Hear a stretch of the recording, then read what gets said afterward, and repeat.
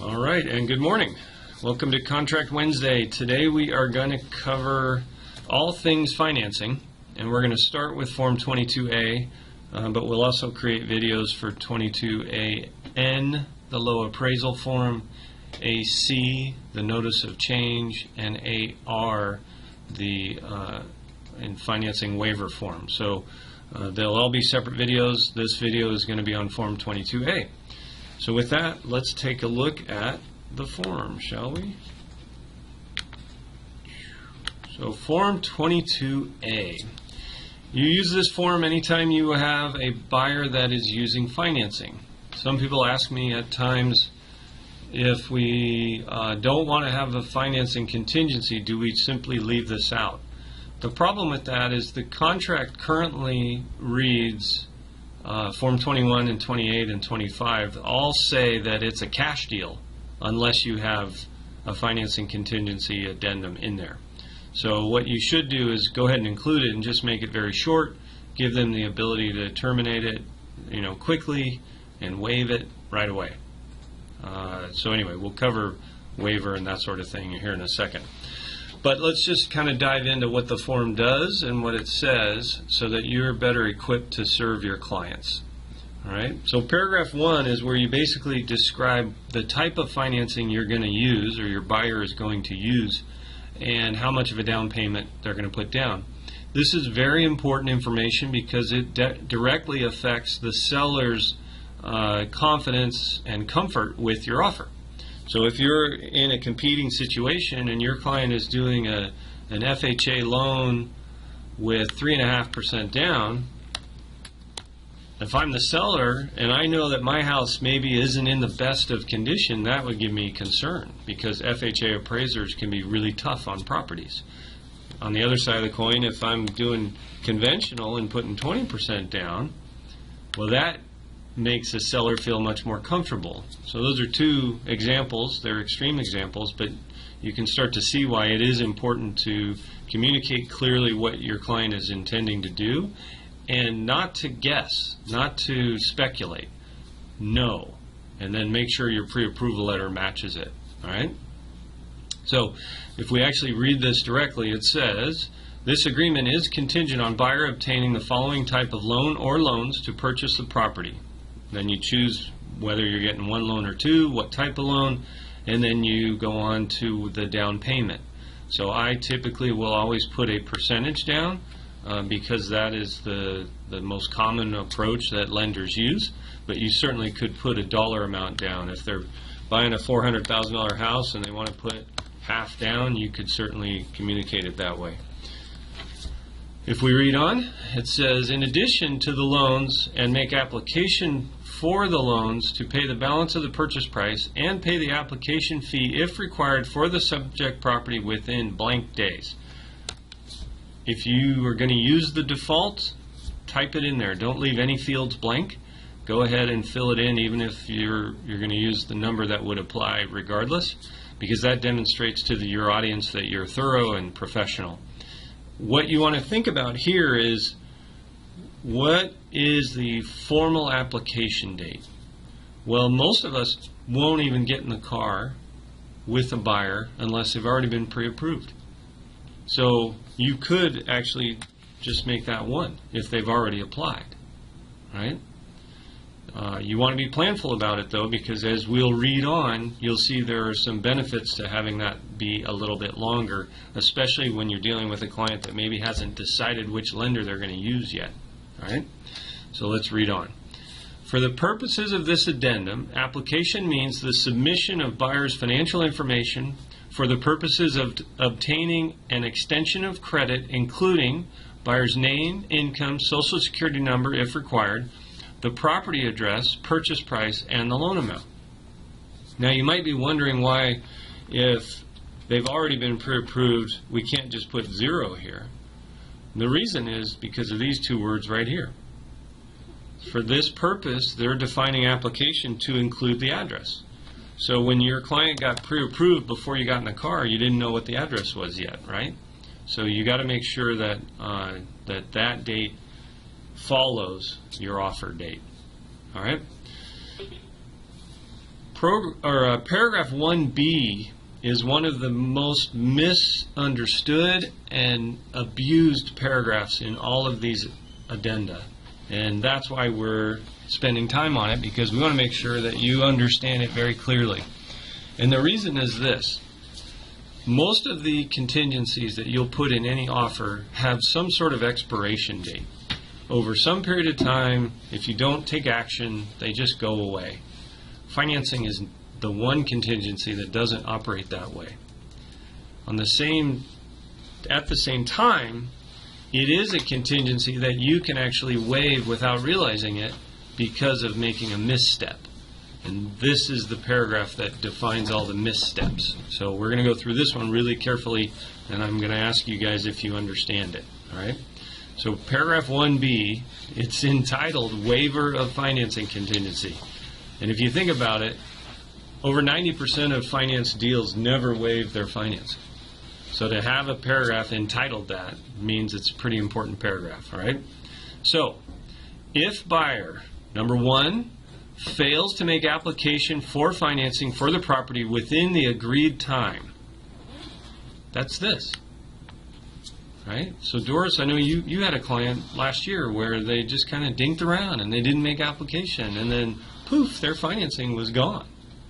Because the problem with this is you have to prove that they made application, right? And in the proof, it has to say that the lender got their name, income, social security number, property address, price, and loan amount. Well, lenders aren't going to lie for you. So if your client dinks around and doesn't apply until the 6th day, the lender's going to provide a letter that proves that, and now your financing is waived. So I'm saying this in sort of a scare you fashion because you have to really stay proactive with your clients. You have to push them sometimes to make sure they apply. So make sure they understand, if they don't, that their financing is waived and their earnest money becomes at risk.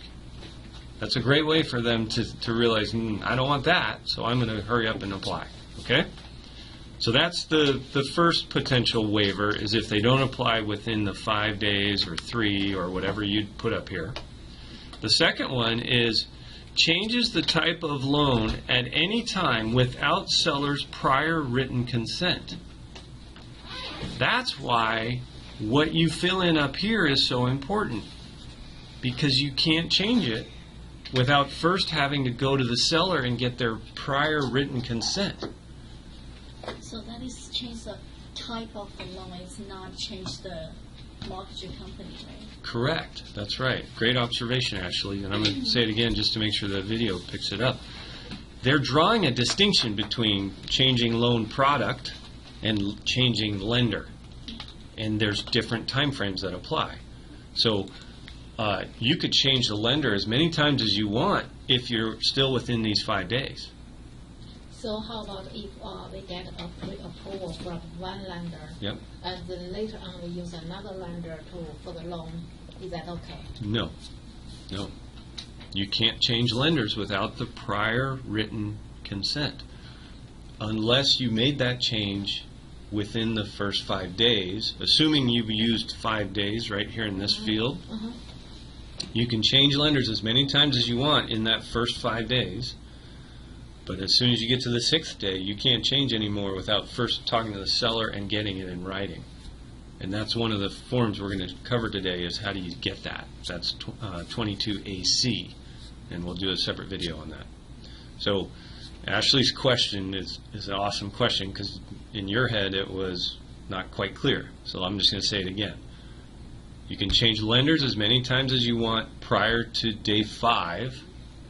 And I keep pointing to that because if you wrote 10, you'd have 10 days to do it. But whatever you put in that field, you can't change products at all without the prior written consent. So when you have a client who says, I love Adrian, but I haven't decided whether I'm going to go conventional or FHA yet, that's a big problem. So you have to manage it. Manage it just means make sure that you use Form 22AC and you get it signed and dated. And make sure Adrian's pre-approval letter for the new loan product is a later date than whatever date the AC is dated. Doesn't mean he can't have looked at it and considered it and even talked to underwriting about switching, all that. It just, you can't have a pre-approval letter that predates the 22AC, otherwise you've waived your financing. Does that make sense? And C is consent, right? Consent of the seller. The what? Consent of the seller. Yeah, 22AC is, it's called a notice of change, but it is the consent of the seller, that's right. All right, so remember, number one, fails to make application within the 5 days, that is the example we're using. Number two, changes the loan type at any time. And then number three, changes the lender without the seller's prior written consent after the agreed upon time for applying. That's why I say you can change as many times as you want before this lapses. Right? So is that clear to everybody? There's three ways. One is you don't apply fast enough. One is you change loan type ever without the prior written consent. And number three is you change lender but after the 5 days. Right?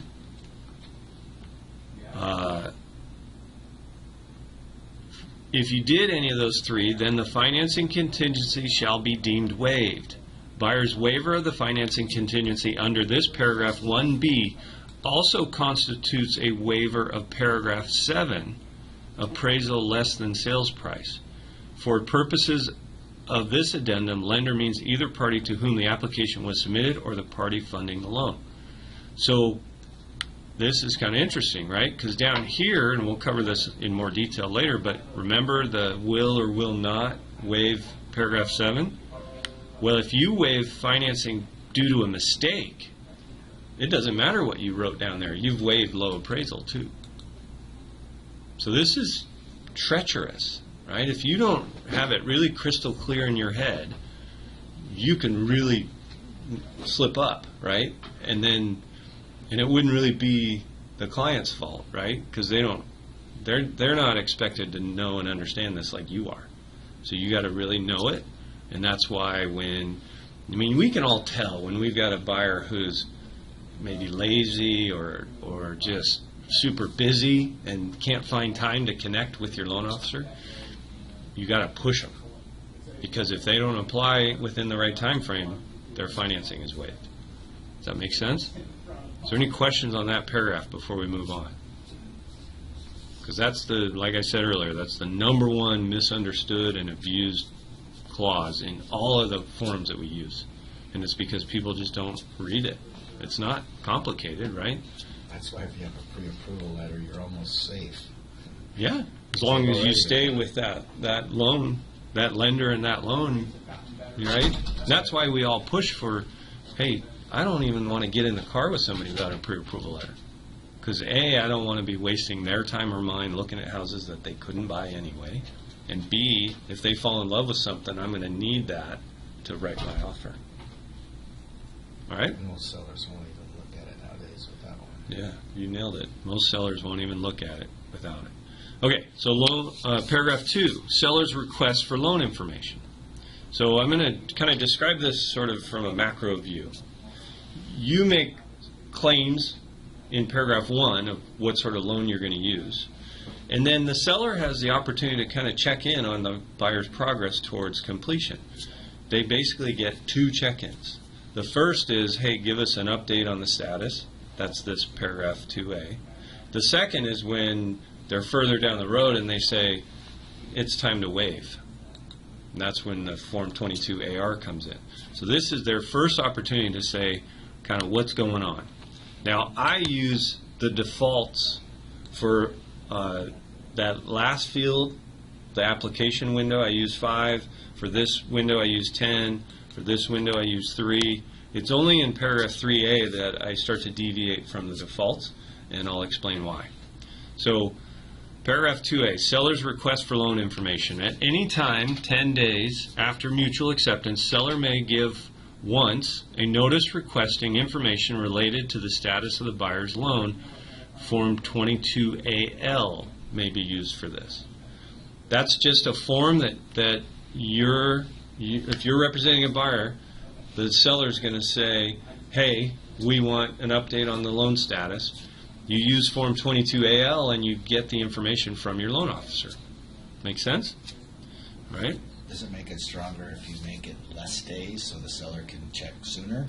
It does, but not a ton. Because if I'm the seller, I don't want to ask immediately. Right. Because I already have a current status, and I want enough time to go by for you to make more progress, right? And 10 days is a good one because by that time frame, the inspection has likely been completed and the appraisal should have been ordered. And that's what the seller wants to make sure is happening, that things are moving forward and the appraisal order is the next big step after the inspection. All right. 2B, buyer's loan information notice. Within 3 days of receiving seller's request for loan information, buyer shall give notice of the status of buyer's loan application, loan information notice. Buyer's notice shall be on NWMLS Form 22AP and shall include date of application, the name of the lender, a list of the information that buyer has provided to the lender, and a warranty that the buyer has provided all information requested by the lender. So the seller provides a 22AL and says, hey, give us an update. And then the buyer, you, and the loan officer provide back a 22AP to say, here's the update. Make sense? Paragraph 2C, failure to provide loan information. If buyer fails to timely give to seller a completed loan information notice, seller may give right to terminate notice described in paragraph 3 at any time after the date that the loan information notice is due. So let me just fill this in. If I had 30 days in here for the seller's right to terminate, but then I failed to deliver the 22AP in the prescribed time frame, that accelerates this paragraph. The seller can then give you the notice to terminate immediately. So think about the logic behind that. You might not have provided it just because you're lazy, or the loan officer was unresponsive is probably a better way to put that. But that's not the seller's concern. The seller has to assume that you didn't provide it because there's something going wrong. And if that's true, they want to get out of this deal. I got a rescission yesterday. This isn't a rescission. All right. So does that make sense to everybody? All right. Paragraph 3A. So now we're getting deeper into the escrow, further down the road, and the seller is getting to the point where they now are thinking, hey man, you should know enough and you should have made enough progress that you should be comfortable waiving financing. This assumes that you didn't make any missteps in paragraph 1C, right? 1B, sorry. And that you still have your financing in force. So, 3A, right to terminate notice. At any time, 30 days after mutual acceptance is the default, seller may give notice that seller may terminate the agreement at any time 3 days after delivery of that notice. Form 22AR may be used for this notice. Is that scary? Yeah. Yeah, because the seller is basically saying, here's our notice of our right to terminate, and 3 days from now we can terminate this deal. Unless the buyer waives financing. Right? So let's read on. Termination notice. If buyer has not previously waived financing contingency, seller may give notice of termination of this agreement anytime following 3 days after delivery of the right to terminate notice. If seller gives the termination notice before buyer has waived the financing contingency, this agreement is terminated and the earnest money shall be refunded to the buyer. Form 22AR shall be used for this notice. If not waived, the financing contingency shall survive the closing date. So there, it's like chess moves, right? They're saying, here's our notice of our right to terminate, and then 3 days later, here's the termination. The deal is dead. The earnest money goes to the buyer. That's it. It's over. Now, if you applied for financing and you're planning on going, does the seller have any right to terminate if you've done everything? I mean, is that what that is? This is it, yeah. That's scary in itself. They might just decide to take a different offer after they've accepted yours. But there's one sentence in here that makes it still your decision, your buyer's decision. 3 days. right? If seller gives the notice, termination notice, before buyer has waived financing. So you can prevent the seller from terminating. You just have to waive financing in those 3-day window that you're given. And that's really the purpose of this, is for the seller to compel the buyer to let go of their financing contingency, because that gives the seller comfort that, hey, this thing's going to actually close. But that's risky for the buyer if they're 5, 10, 15 days into the loan and everything. I mean, I've had pre-approval letters that got denied at the 11th hour. You Right. know? And you should lose the earnest money. Not you, but the buyer should, Yeah. because the loan should have been done by then. You had a month, right? If I put 30 days. That's where that 30 days comes in, so he can't terminate for 30 days. Right. Okay, So remember, in this scenario, we're saying, hey, after 10 days, if we use what I've filled in here, what I'm communicating to the seller is, after 10 days, go ahead and check in with me and ask me to provide you proof of our progress. And then after 21 days, go ahead and send me the notice of right to terminate, and we'll waive at that point. So you have 31 days. No, they run congruently. So these are all measured for mutual. From you. Yeah, so that's why this field, you want to use a number that makes sense for your client and their situation. So for the international clients, normally we have like 2 months, 60 days. So in here, we should put 60 days Well, that's 60 days to close. to close. There's a difference, right? And I'm going to repeat it just so the video catches it, the audio. What Doris asked was, and a lot of her clients that are coming in from out of the country, they have to season funds and do all these things that can take 60 days. Well, that means you're going to put in your offer a close date that's 60 days down the road, maybe longer, right? But this decision is still the same. And I'm not saying it won't be 60, but I'm saying you have to go through the thought process of how much time does my lender need before they're going to know enough to be able to say without any question at all, we can close this loan. And for most lenders, that is already answered for the borrower, but the only unknown is the appraisal. And so that's why if I'm dealing with an American buyer, I'm going to put a time frame in here that gives us enough time to order the appraisal and get it back, because I don't want to waive financing sooner than getting the appraisal back in case it comes in low. The other day when I talked to a lender, and she said even the appraisal comes okay, sometimes there's some condition. Right. And one of her clients does not meet that condition, so the loan is still got denied. So that really makes me nervous. Even the appraisal is okay, but it might be not Yeah. okay for the loan. That's a lousy loan officer. Okay. And I don't know her, I haven't met her, and I wasn't there, I don't know the context, but here's the thing. When I used to be and still am a licensed lender, right? When I get an application on day one, Mm-hmm. I know all the conditions right then and there, okay? Now, if some of those conditions, once provided, raise more questions, that's one thing I can't predict, right? But I already know whether I have concerns about certain areas of the file. The part of the file that's completely blank at that moment is the appraisal, because we haven't identified a property yet. So, are there deals where at the very end the borrower can't comply? Yeah, absolutely.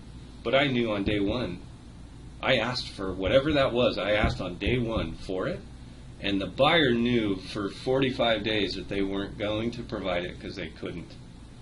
So they should lose their earnest money if they hid that fact, right? That's why Adrian has this new big program, which is let's get everything fully underwritten.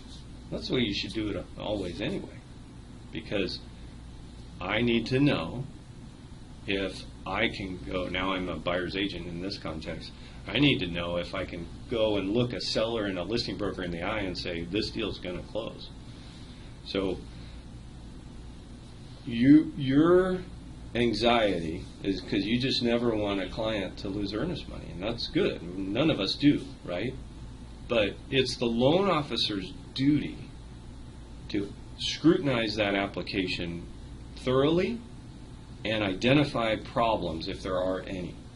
And there's always something, right? Some are major, some are minor. But they need to know that at the beginning. So your friend isn't a lousy loan officer, but absent of any context, like I've closed thousands of loans, and I would never.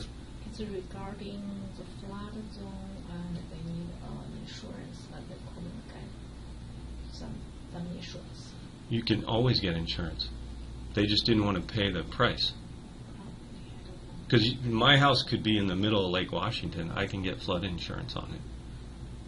It's going to be really expensive. Before it's in the middle. Yeah. One of my very first foreclosures, REO, is in Carnation and is on stilts because it floods. So your example's a great one. There's thousands of them. This is a reason why this can't happen. Almost all of them can be overcome. There's very few things that can't be overcome. But what happens is the loan product or the terms or the insurance premiums are so expensive that they're cost prohibitive. And your client says, well, I don't want it under those terms. Well, that's different, right? But should the seller be penalized because your client decided they weren't willing to pay the insurance premiums? The seller's been paying those same premiums themselves for years. And the answer's probably no. If that's the case, the earnest money can be refunded to the buyer? What's the status of your financing contingency? It's still not waived. Then yeah. Depends how your lender writes the denial, though. Because if your lender says buyer elected not to purchase flood insurance, that's not really a denial. So that way the earnest money may have some argument, right? Yeah, yeah. And that's if you. This is a great example because it illustrates the importance of this field, right? If I have any reason to be concerned, and this segues back to finishing up Doris's question, if I have concerns, I should make this longer because we want to kind of flesh those things out. So back to Doris's example where they're coming in from overseas, the close date is 60 days out. But if the lender's also saying we aren't going to render a final approval until 60 days, then yeah, you're going to have to make this longer. But if they say, no, we can issue a final approval, we just can't close until the funds are seasoned, that's different. Because that's a condition, as Janice pointed out, but it's a condition that we know can be met with absolute confidence because it only means a matter of waiting. Right? So you just have to work through that. All right. Paragraph 3C is where we left off. Appraisal less than sales price. Buyer's waiver of the financing contingency under this paragraph 3 will or will not, if not filled in, constitute a waiver of paragraph 7. This is one of the very few clauses where if you left it blank, it actually defaults to the benefit of the seller, not the buyer. Almost every other place where there's an either or, if you left it blank, it benefits the buyer. So on this one, what you would want is will not. So if you ended up waiving financing for one of these reasons above, in paragraph 3, not paragraph 1b, the paragraph 7 language would still be in force, still be in effect. Now, I've done this where I'm in a competitive climate and I want to communicate to the seller that I'm aggressive. Right? This is part of the writing winning offers sort of posture. I'll mark will. And a lot of agents, that'll scare the crap out of them. But the truth is, all I'm saying is that when I waive financing, which is really if I waive financing, I will also waive the low appraisal. I'm comfortable with that because I set up a number up here that allowed me to get the appraisal back. So before I ever have to worry about waiving, I already know if the low appraisal is an issue. And if it's an issue, I'm going to negotiate it, and if I can't negotiate it, we're going to eject and terminate and get out and keep the earnest money. So you can be strategic about paragraph 3C, or you can just do what is in the best interest of your client, which is this is the safer approach. Does that make sense to everybody? Unless they got some reserves that they'll say, hey, if it comes in low, we'll cover X of the difference. Yeah. And we covered that in another video where you can put somewhere else in the agreement that, hey, we're only going to use low appraisal if it comes in more than 20 grand below because we'll cover the first 20 grand or something like that. So I'm still not quite clear. If I'm the buyer, and how I can terminate based on the finance contingency. You can terminate if you're unable to get financed. That's the only way. Yep.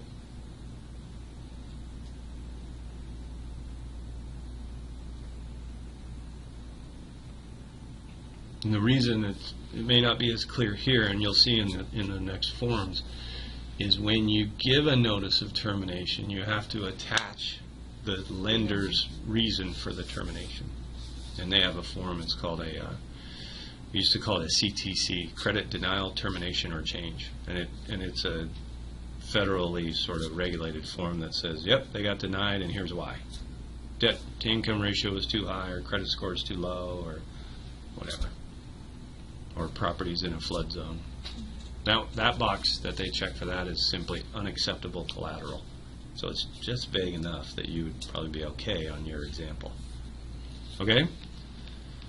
Paragraph 4, loan cost provision. Seller shall pay up to X dollars or blank percent. My advice? Never, ever, ever, ever, ever, ever use a percent. Only use dollars and don't use big round numbers. If I need $5 grand for closing costs, use 49.28 or something like that, or 51.23. I put change in there. So I this saw is that. the place to ask the credit from seller. Right, to cover closing costs. And just don't use percentages or big round numbers, because that communicates to the seller that really it's just a money grab. You don't have a specific need, you're just hoping to get $5 grand. Right?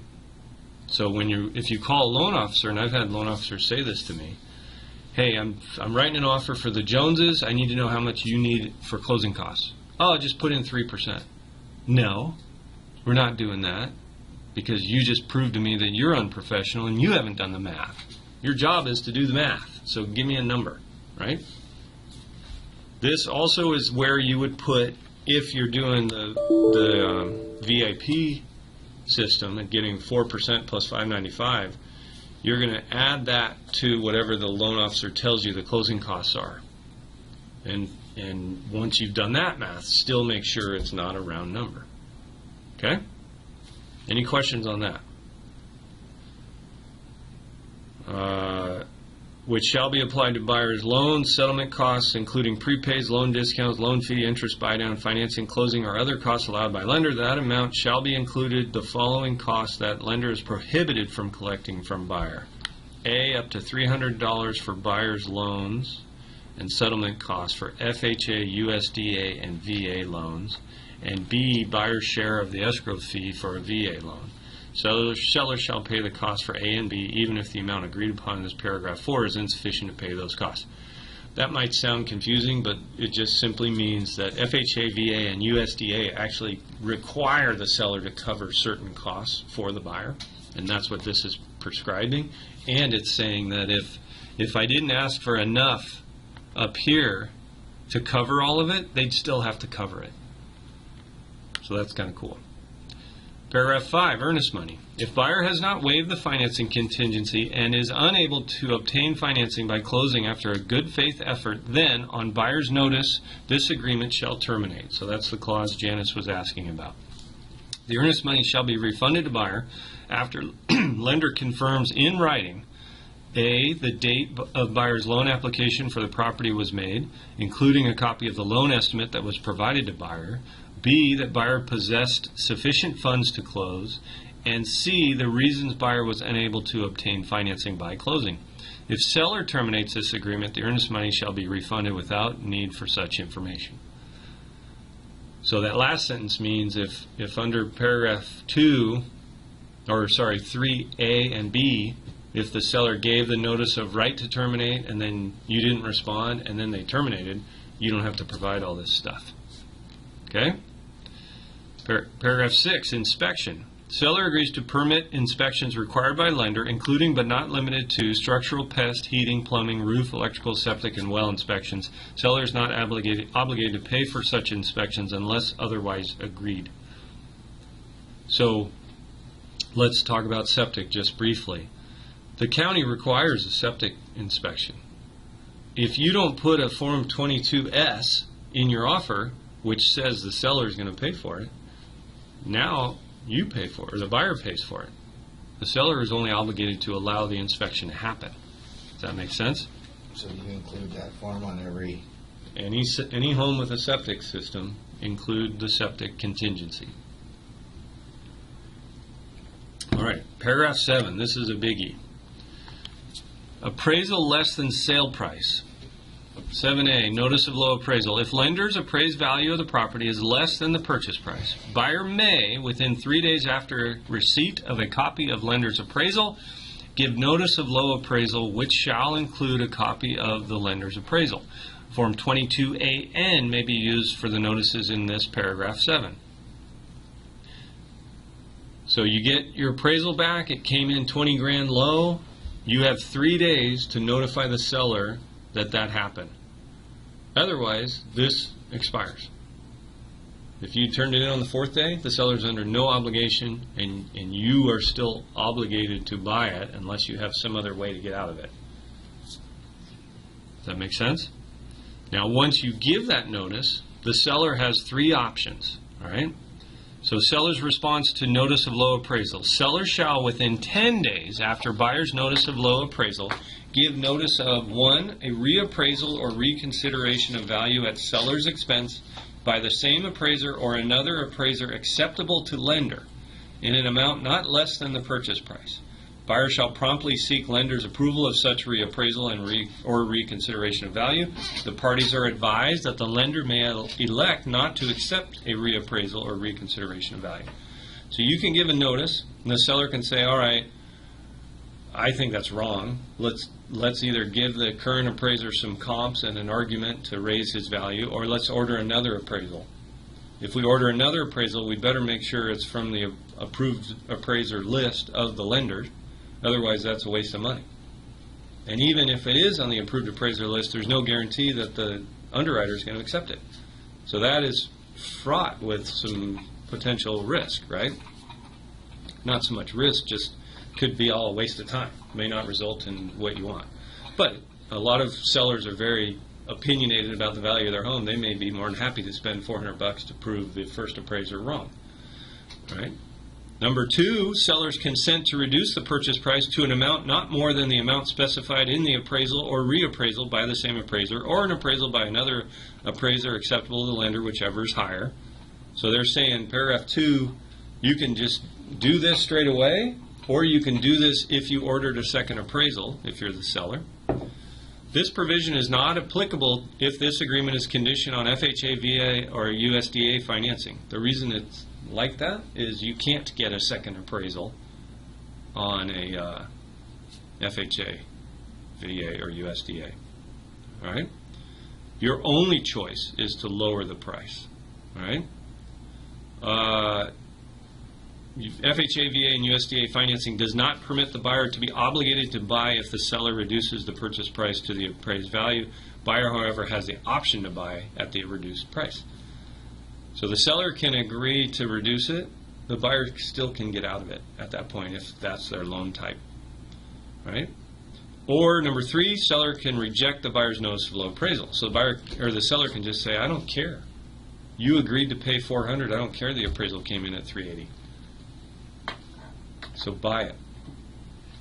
if the seller timely delivers notice of reappraisal, reconsideration of value, or consent to reduce the price, and lender accepts seller's response, then buyer shall be bound by seller's response. Paragraph 7C, buyer's reply. Buyer shall have 3 days from the seller's notice of rejection of low appraisal, or if seller fails to respond, the day the seller's response period ends, whichever is earlier, to A, waive the financing, B, terminate the agreement, in which event the earnest money shall be refunded. Buyer's inaction during this reply period shall result in termination of the agreement and return of the earnest money to buyer. Closing date shall be extended as necessary to accommodate the foregoing times for notices. So, seller gets 3 choices. Buyer then has the decision of whether they want to proceed or not, depending on what the seller said and depending on whether they have FHA, VA, or USDA financing. Make sense? But if the buyer doesn't reply, then they're at risk. No. We just read it. If they don't respond, it terminates and they get their earnest money back. So you're saving, protecting them Yeah. even more. Paragraph 8. You might want it. FHA, VA, USDA appraisal certificate. If this agreement is contingent on buyer obtaining FHA, VA, or USDA financing, notwithstanding any other provision of this agreement, buyer is not obligated to complete the purchase of the property unless buyer has been given, in accordance with HUD, FHA, VA, or USDA requirements, a written statement by FHA, VA, or USDA, or a direct endorsement lender, setting forth the appraised value of the property excluding closing costs. Buyer shall pay the costs of any appraisal if the appraised value of the property is less than the purchase price. Paragraph 7 above shall apply. So if your client's using government-sponsored products, there's an extra step in there, an extra notice is required. Purpose of the appraisal. The appraised valuation is arrived at only to determine the maximum mortgage FHA, VA, or USDA will insure. FHA, VA, or USDA do not warrant the value or the condition of the property. Buyer agrees to satisfy himself, herself, that the price and condition of the property are acceptable. So that's a little cover your butt for the government. They're saying just because we're requiring an appraisal doesn't mean we're agreeing with the value or warranting the property or anything like that. Number 9, extension of closing. If, through no fault of buyer, lender is required by 12 CFR 1026 to give corrected disclosures to buyer due to A change in the APR of buyer's loan by 1.125% or more, or a fixed rate loan of 0.25% or more for an adjustable rate loan. B, a change in the loan product, or C, the addition of a prepayment penalty. Then, upon notice from buyer, the closing date shall be extended for up to 4 days to accommodate the requirements of Reg Z and the Truth in Lending Act. This paragraph shall survive buyer's waiver of this financing contingency. That's a wordy one. So what they're saying is, because the federal government requires redisclosure, all parties are agreeing in advance that if that were to get triggered, that they'll extend the necessary days. We have one that's closing today. That's exactly what happened last week. And so it got extended to Wednesday of this week. What was the reason? They actually added it was 2 unmarried borrowers, and one of them wasn't strong enough. They had to insert a second one and triggered redisclosures. All right. That's it on 22A. Any questions before I stop the video? In our next video, we're going to go through all of the notices that are referenced throughout 22A. So I'll leave this up and open because we'll go back and forth. But that's the financing. So remember, anytime your client is using contingent funds, these are considered contingent funds because they're only available contingent upon them securing a loan.